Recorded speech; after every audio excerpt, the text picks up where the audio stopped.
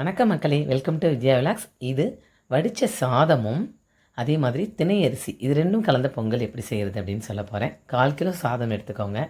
அதில் ஒரு 150 கிராம் பச்சை பயிறு சேர்த்துக்கோங்க, பாசிப்பருப்பு சேர்த்துக்கோங்க. அதே மாதிரி ஒரு 1/4 கிலோ திணை அரிசி எடுத்துக்கோங்க. இது மூணையும் ஒன்றா கலந்து வச்சுட்டு சாதத்துக்கு ஒரு 2 டம்ளர் தண்ணியும் 1.5 டம்ளர் வரக்கூடிய இந்த திணை அரிசி பாசிப்பருப்பு இது ரெண்டும் சேர்ந்து 1.5 டம்ளர் வந்தது.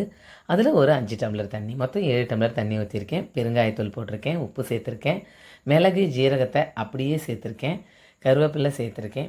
அதுக்கப்புறமா இதில் கொஞ்சம் பச்சை மிளகா, இஞ்சி, உப்பு, நெய் இது எல்லாமே ஒன்றா கலந்து அப்படியே வேக வச்சு ஒரு 10 விசில் வந்தவுடனே இறக்கிட்டா அருமையான பொங்கல் ரெடி.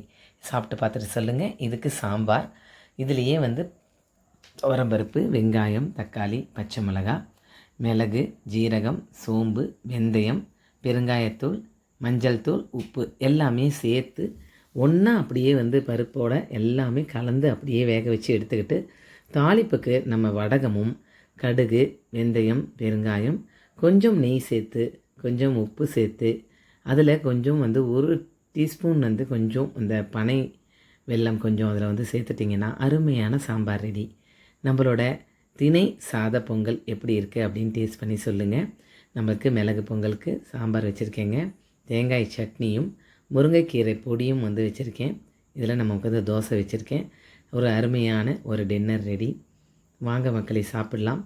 சாப்பிட்டு பார்த்துட்டு எப்படி இருக்குது அப்படின்னு உங்களோட கமெண்ட்டை நீங்கள் சொல்லுங்கள். என்ன தான் செஞ்சாலும் இந்த காலத்து பிள்ளைங்க என்ன வாங்கிட்டு சாப்பிட்றாங்கன்னு பாருங்கள்.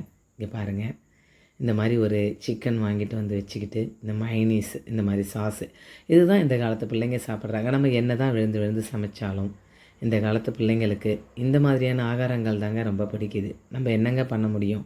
இதெல்லாம் நம்ம வீட்டில் செஞ்சு அவங்களுக்கு கொடுத்து எல்லாருக்கும் பிடிக்காத வகையில் இருக்கும்போது வேறு வழியே இல்லை. தலைமுறை மாற்றத்தை ஏற்று தானே ஆகணும்.